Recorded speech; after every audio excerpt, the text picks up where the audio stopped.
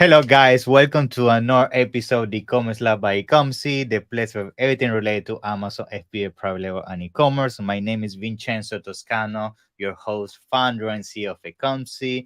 And today we bring you another special guest. His name is Rafael Berti, who is the founder and CEO of Paragon, which is one of the top agencies in the space when it comes to helping you manage your brand and business on Amazon.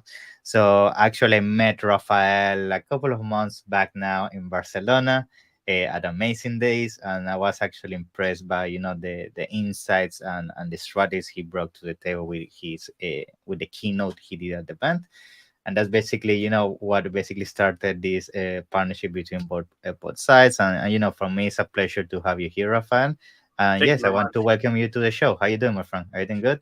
I'm doing great. I'm doing great. Fantastic. I'm here in Denmark, enjoying the weather. Yeah, amazing summer, right? Like Uh, the coconuts and everything. oh yes, it's amazing. No, you're in London, so it's not that different, anyways. I know. We are almost in the same page, bro. I feel you. But yes, thank you very much for being here. I think, of course, something I wanna use a couple of minutes to on this episode is to learn more about you as an entrepreneur because I do this with all my guests, and every single person has something to share on their journey. And I feel usually people, by hearing other people's journey, that's where they can connect the dots and really do some resemblance on where they are and where they want to go. So yeah, talk me a little bit about who is Rafael, how you jump into the commerce business space, and then how Paragon got started. Yeah. Oof. How much time do we have? Like a couple of hours, at least. Yeah, we can do a Very quick long summary. story. It's been a very, very long time. Okay. Let me just give you some funny facts about me just to start. Sure. My first my first contact with e-commerce was back when I think I was 18 at the time. um, Mm-hmm. and I'm a drummer. I was playing Nice. in a band back then. I had a band, and we used to go around and play in concerts, like amateur, nothing. We're not Okay. mainstream in any sorts, but we recorded a demo. It was just a CD. I think we had three songs, and then as we go to other places to concerts, we would exchange with the other bands because they also wanted to, let's share and try to sell so we can uh, Mm-hmm. talk about our bands, our music, so we get more people to know us. And then at some point, we ended up with a bunch of CDs, and it's like, well, what we do with this? And we had a friend who was a programmer, and he said, "Hey, you could make a website, and then I can help you. We put the CDs there." So that's what we did. Very immature.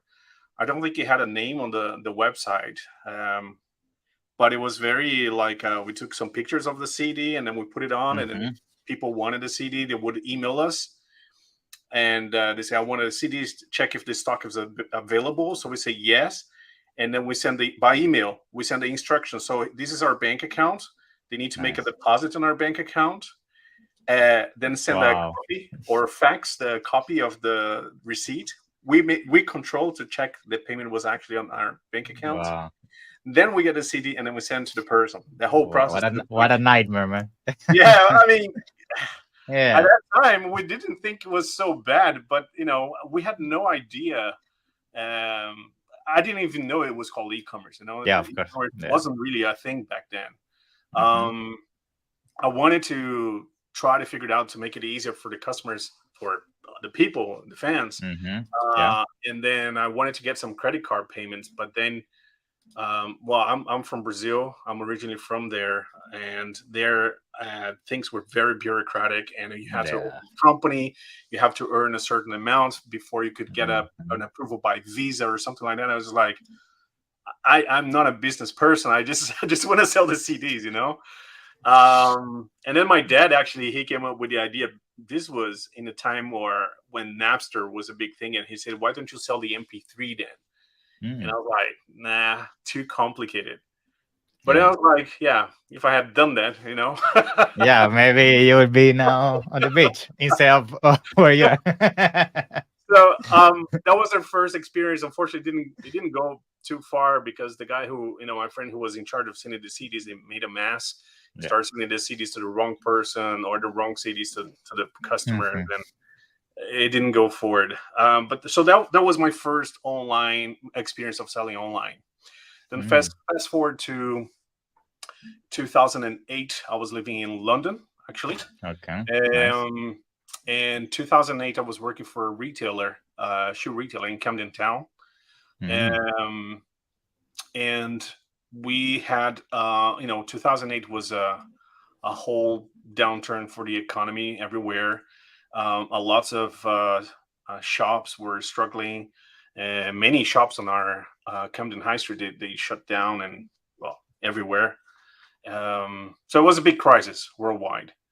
And I remember my boss, he had we had a warehouse in Camden, and my boss, I overheard him complaining with the manager. They're like, "Hey, we're not making any money. We need to shut down the warehouse and bring everything to the stores because it's too expensive." And Yeah. I was thinking, wow, there's no chance we can put all the stock in the stores because the stores are small. The stock was huge. So I actually said to the manager, I say, "Hey, I overheard the conversation. What if we just open an account on eBay? eBay was a big thing back then, and then let's open an account on eBay, and we can send the shoes from the warehouse anyways. Because I mean, we don't need anything else. We just need Yeah. a Of course. computer and send stuff over there." And then he said, "Yeah, let me talk to the boss." And apparently the boss liked the idea, but he got like an intern to start the Yeah. accounts, and that's basically how the e-commerce team started. It was this guy who had no clue what he was doing, but he started Wow. selling, and then more people added was added to the team, and then at some point they wanted to do oh yeah, Amazon also a few months down the line, Amazon invited them because Amazon at that time they were opening the fashion category, Mm-hmm. That's right. which before it was only books, right? Amazon was, they have been had been in the UK for a long time, but up until that time they only sold books, so they were now open new categories. Fashion was one of them, so they invited many sellers to open up a store on Amazon and start selling. So that was the chance. That's when I came in. I joined the online department, as we call it. Yeah. I had no clue about Amazon. Had no idea. I had to learn from scratch, like how to list a product. I had no clue about the UPC numbers. I had to learn all of that. The Mm-hmm. GS1 codes, the barcodes, and back then we were cheat the system many ways. A lot of people buying used barcodes. That was a huge mess. I know Man, that thing was a mess, it man. I was remember. wild. I But in know. a way, it was a lot more simple than it is right now because there was no Amazon advertising. That's true. Hmm. Um, so you could make a lot of sales organically. Basically, the game was who had the best price. Yeah. That was it. So what we a lot of people would do, and that was one of the main differences between eBay and Amazon back then. It's because Hmm. if you go on eBay and if you type in the name of a product, let's say a Converse All Stars Black number, I don't Hmm. know, 40, then on eBay the search result was going to be like you're going to see the same product multiple times, but each one of those is a different seller, right? Yeah. Amazon wanted to do it differently, so they kept like as one page for a single product, and all the sellers they had to compete for the buy box, and it's Hmm. almost unknown for the buyer, right? The buyer is not really seeing who he's buying it from. He thinks he's buying from Amazon. That concept hasn't changed much since. Actually, Amazon has always been like that, but because there was no such thing as advertising, we wanted to get a visibility, right? So a lot of people were cheating on the barcode so they can get a different listing. So when you Yeah. type in Converse Black, Yeah. then you get this multiple times, and these are all different sellers. Right. And were you guys doing something now? Because it feels it's very curious for me this period of the Amazon era. Like, were you guys doing something when it like external traffic, or you really didn't need that? Like, were you Yes. doing stuff like Oh, that? yes. Back then, Amazon actually gave us access to the email address of the customers. Wow. You could Okay. see it. I remember very well when Amazon decided to hash it, so you cannot communicate with the customer. Yeah. But back then we could. So we figured out that we could just get their email addresses and start you making an email campaign to all of these people who bought from us, Hmm. and then we offer a discount, the 15% that Amazon usually was charging us. I That's see. what we would do, and we grew the sales by a lot. Mm. That's how Wow. we also launched our website back then, and then it's like we started using the actually with both eBay and Amazon. Hmm. We started putting some products that we know were popular. We put them, we're undercut our competitors on price, just so we could get the sales, just so we could increase the number of people on our email list. And from our email list, we would start sending them our offers. And that's how we grew our e-commerce. That's how we started. Very good. But And, then Amazon changed it. And then, yeah. mhm. Yeah, I know that everything went very bad. I mean, in terms of for us as sellers, I remember when they started removing also, all the things that, like, for example, last year they started removing the things of the rebates and so many other changes that they like you cannot communicate with the sellers anymore. Like Mhm. the PPC is getting more and more expensive, and to be honest, it's getting tougher and tougher. It's like Yeah. every single day Amazon seems to get the customer side, which again makes sense because that's the slogan, customer first, of course. Mhm. But now that we're opening the conversation about all these changes that Amazon is bringing, basically giving to sellers, I want to ask you now, you that now working, with your agency Paragon and seeing all these brands under your management, are you seeing certain trends about what is now working better than other things? And this can be in general, like we can talk about here about maybe at the bring external traffic, it could be in the level of PPC or e-commerce in general in strategy. What are some of the trends you're seeing now that the Amazon is getting more and more competitive in terms of people struggling in the platform, which is a reality for some of them? Yeah, Yeah. there are quite a few things, but the one that strikes me the most, also Hmm. given the whole time that I've been selling on Amazon, I've seen a big transition and a shift in the way Hmm. how Amazon was and how it is nowadays.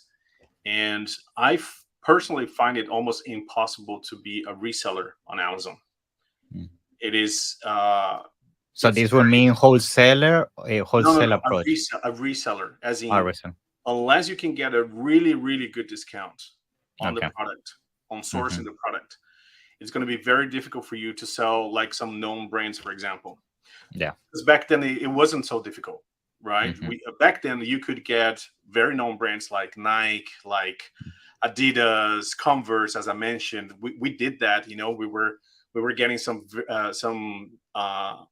high uh, high end brands. Sometimes we know we were expensive, but sometimes we could get because my boss back then he was a wholesaler, so he knew the Hmm. market. He knew where to source the products. He would get it very cheap, and then we would put it on Amazon.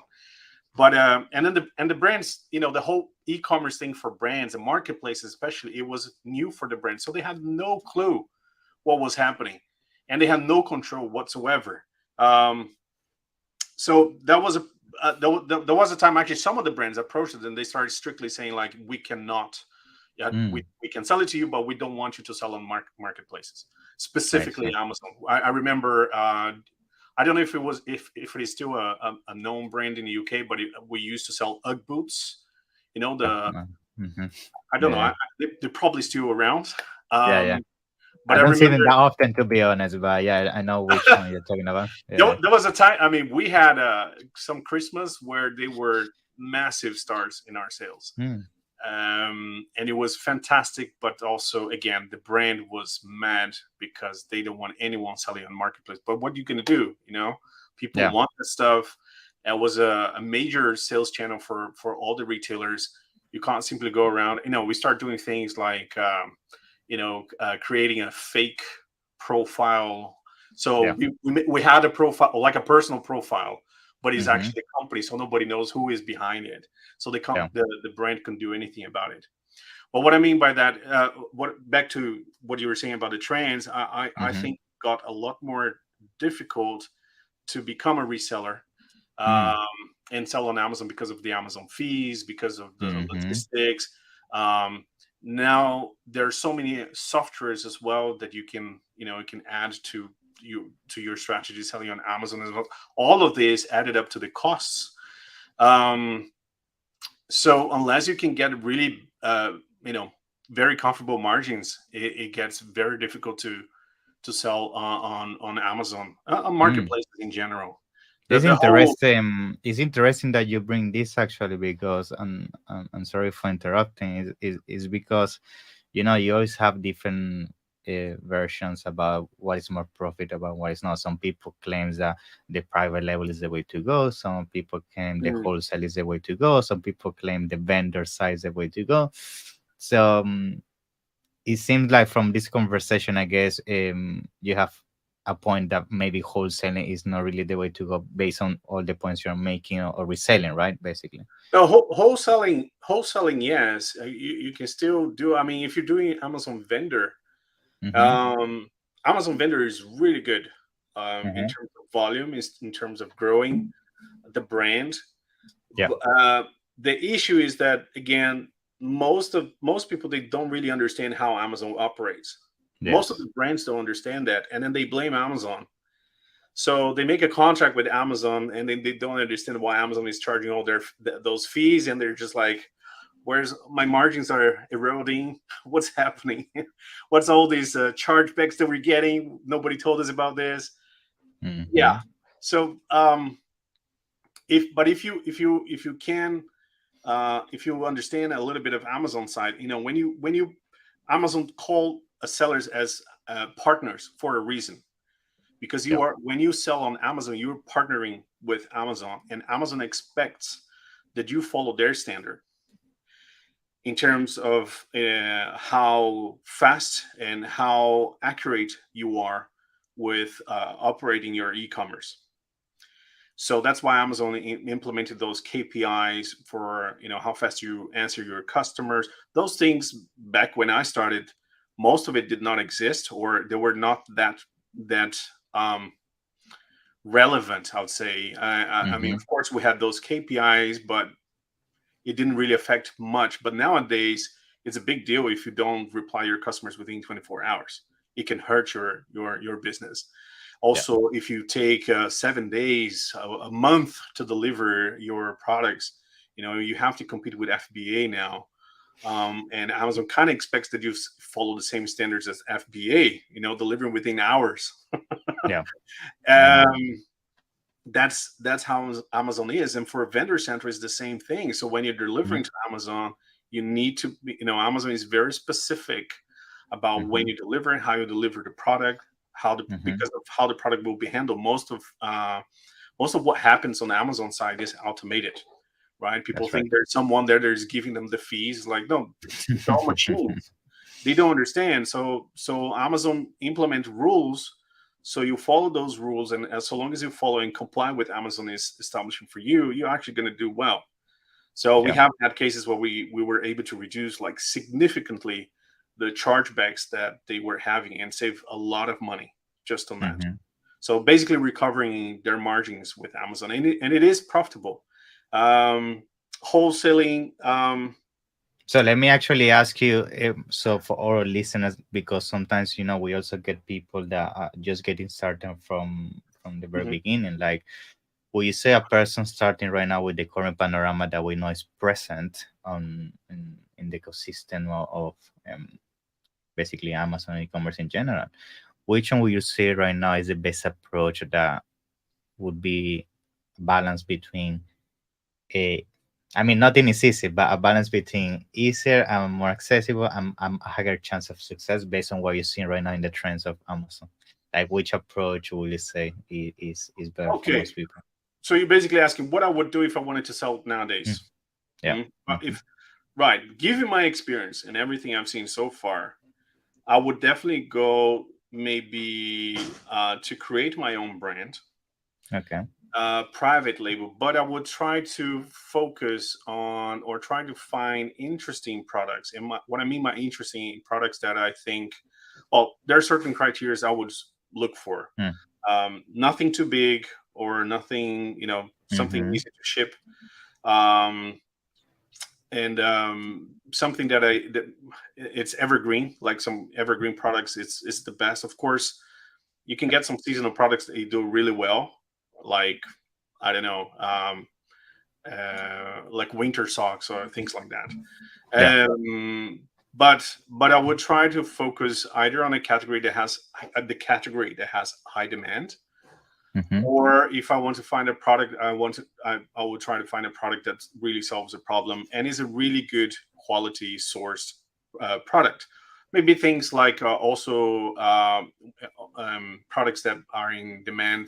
For example, if you read around, you see a lot of people are now concerned about eating healthy. That's right. They're concerned about. So we have seen the whole vitamins and supplements category like going crazy. And I wouldn't say that you should enter on that category specifically, but look at some kind of maybe complementary products to that category, products that could also not necessarily as a supplement, but also, it's bringing you the nutrients. So we had a case of they were not clients, but it's just someone that we advised them, and Mm-hmm. they had healthy snacks, uh, Mm. and they were doing really well. They launched that in Europe, but the difficulty we're having is to find where to source the product, like a good quality product, because they had certain standards, and of course, it's not something that would just go to China and take Of course. it from there, because China is not really a producer for the products that they were looking for. Um, and then the countries that they would go to, mostly in South America, the producers they found they're just not big enough, and they couldn't produce Mm. large quantities. So that's one thing as well. But then, one of the things that we told them, like, okay, maybe you could be a little bit more premium instead, so you don't have to rely so much on the quantities, because your producer, cannot supply you with the quantities you need.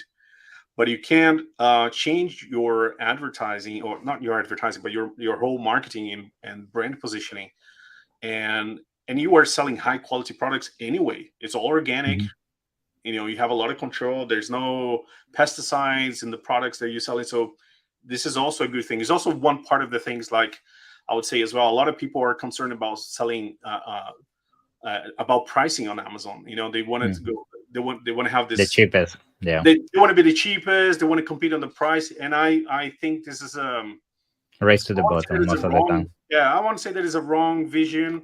But I think sometimes, if you focus on the core of the value proposition that you have for the customer, Mm-hmm. you can still sell at very high prices, right? Yeah. Just make sure that the customer understand that. So we have a few cases like that as well, where we have one that I think I've said in every podcast I've been to.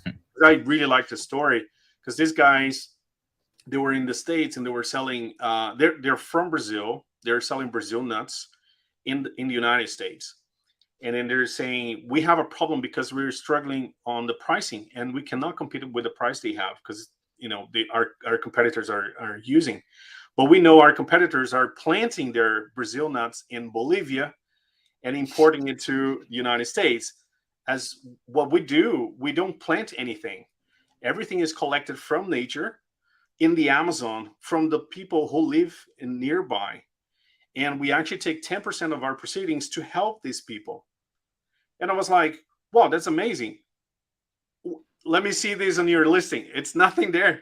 There's nothing on their branding, nothing. Not even their website. It was a little bit about it, but there was nothing anywhere on Amazon that I would, as a customer, Yeah. I would come and see this story about them and say, so Yeah. you have a problem. Your problem is not the price that you charge.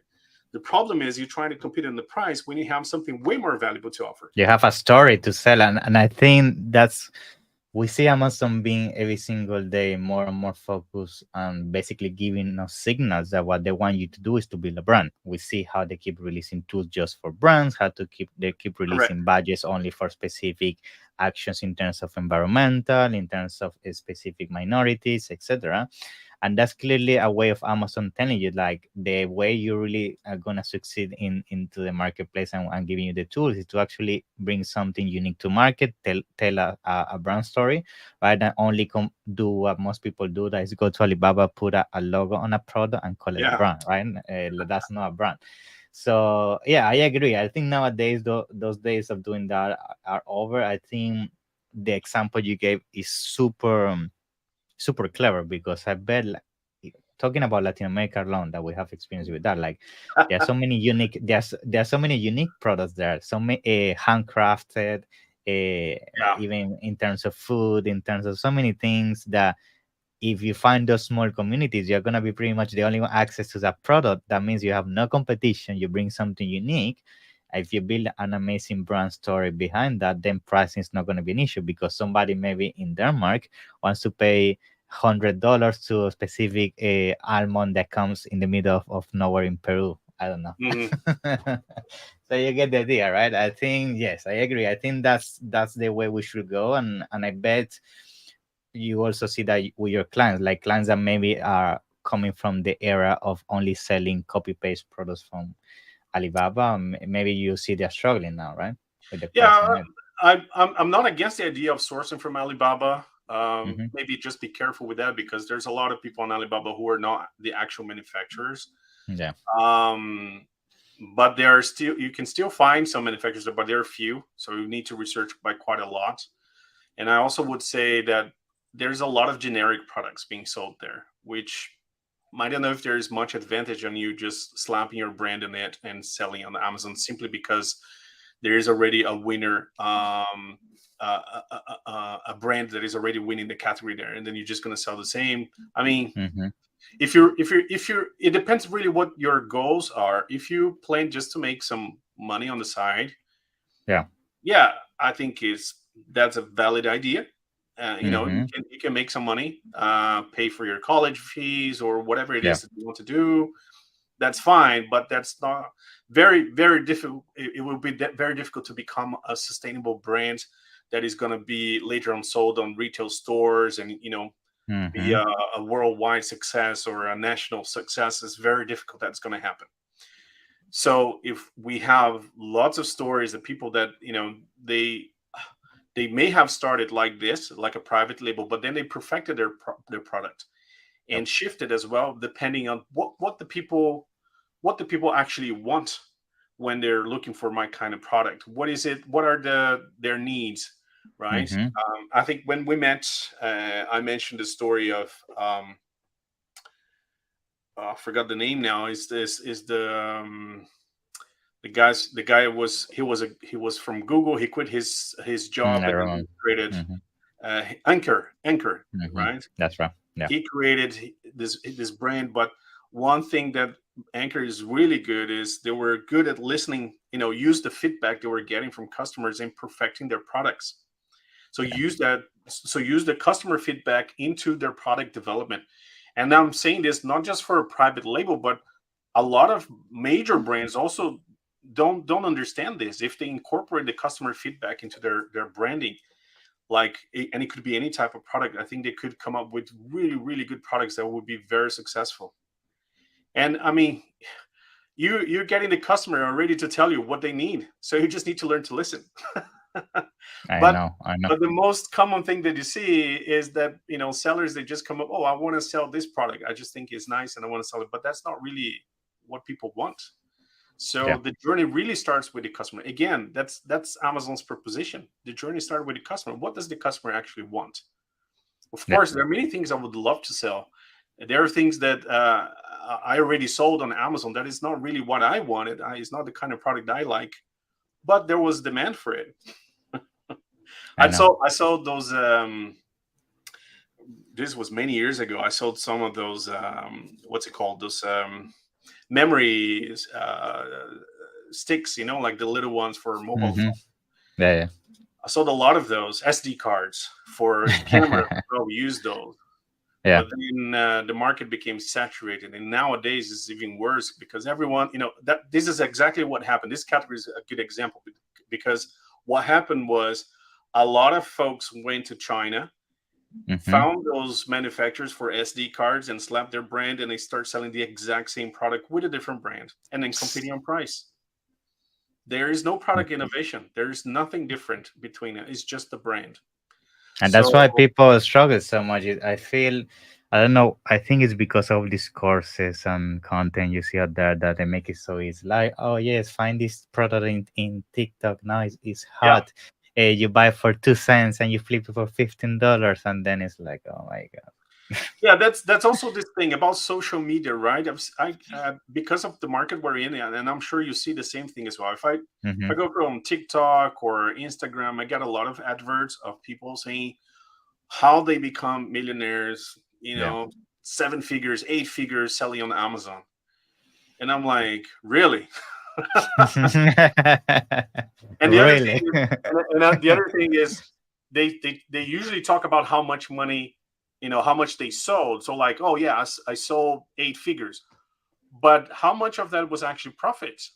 And this is the key. Like for me, it doesn't really matter if you're selling so much on Amazon, but in the end you have like $1, $2 left in your pocket.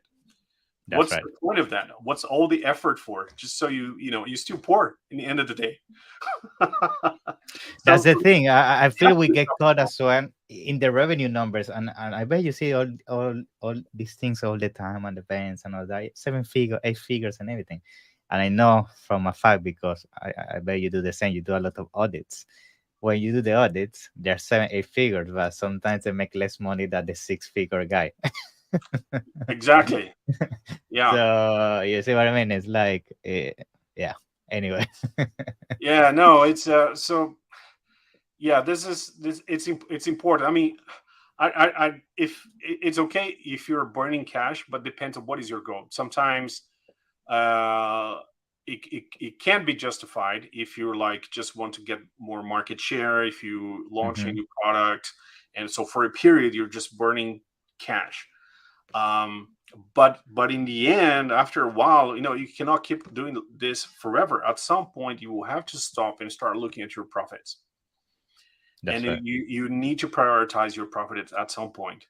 Uh, um, so we do this all the time. I mean, for us, one of the strategies we use for launching products is, yeah, we put them very cheap or give it like a massive discount the first few days, something like that, something to grab the Hmm. attention, get the sales going. But this doesn't last forever. At some point we'll stop, and then we start focusing, okay, let's nurture also the audience we already have. Can they buy something else? Because we're not just looking for the new people that is coming to the brand, but we also want to say, okay, a lot of people now, they bought into the brand, they like the product, what else can we offer to them? Yeah. Hmm. So Yeah. we have to make the whole business sustainable, and then look at new markets. That we had guys like they were not even profitable, like sellers making 7, 8 figures as well on in the United States, and then they're like, oh, we want to sell on Europe as well, because we can't make Yeah. money here. Like, well, I know. I know. I mean, it's a conversation I have on a daily basis. I think, yeah, I think it's tough. I think, I mean, just to start concluding the conversation we're having around Amazon in general, I think trends are shifting in the sense that what things that are working now are much more different than what they used to work before. I think mm, people have to shift the mentality that Amazon is basically a place where you build your business, and that's your whole business. That's another thing that maybe we didn't touch that much, but I think people need to start seeing Amazon as a channel rather than basically their business. And this goes tied to the examples we did with the brands, like for example, taking a product in Latin America. Like if you take a product from Latin America, I don't think it would be wise to only offer this on Amazon. You can have your own website, your social media, TikTok shop, a Walmart. So I think yes, that's the conversation people need to start having, because I think the stigma that's still attached to Amazon, that unfortunately is what creates sometimes the negative side, is that mm, people think that Amazon is a place that you can just go on Alibaba, flip a product, and that's what they call a brand. So I think a lot of people missing that foundation of what is really a brand. And that's why when they go to Amazon, the only thing they really have to fight for is PPC. And we know some categories you're paying $5, $7 per click. And what you're yeah. gonna do if that's your only shot, right? So Mm. Yeah, but Yeah, yeah, that's the thing, this, you know. I'm just thinking this conversation can go a lot longer because I if we know, go into details of this, there's I so know, much I know. more I could say about it. I know. That's why I think for sure we need to do a second edition of this. Yeah, I mean, you have so much knowledge around this, and I think it's just an intro to about or a genuine conversation about what is going on in the e-commerce space and some of your experience. I think for sure people is gonna get some insights, especially those getting started and take this and put it into their books.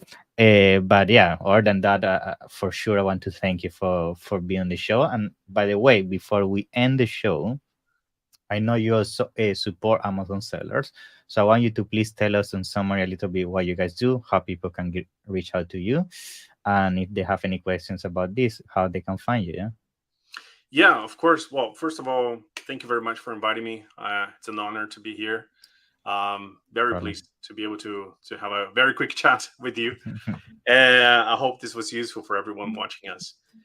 Paragon is based in Denmark, but our team is international. We work remotely, pretty much all of us. I'm the only Hmm. guy here in Denmark. Everybody else, it's in In the different. beach. Yeah, like some of them are actually. They work from everywhere, and that's the beauty of it. I like it.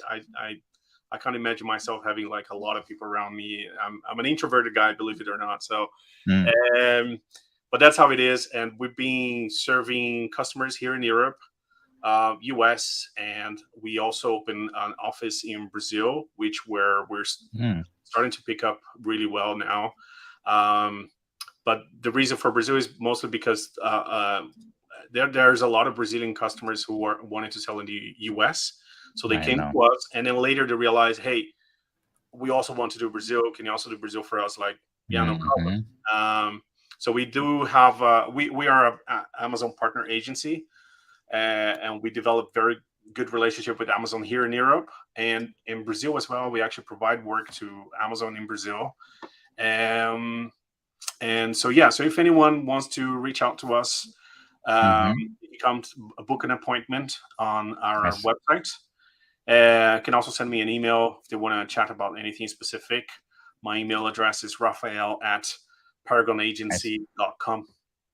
And you can Yes. also hook up with me on LinkedIn as well. Always available. Awesome. I'm making sure to put a note here about all this so a team can put it in the description. But yes, guys, if you have any questions, feel free to reach out to Rafael. He has a lot of knowledge in this space, especially if you're a Latin American listener, you want to expand, you already know he has some case study there that you can help you. Yes, But absolutely. yes, thank you, Rafael, and looking forward to see you soon, most likely at some of the upcoming events. Yeah. Thank Yo, you. that's for sure. Thank you very much, Vincenzo. Pleasure. Bye bye.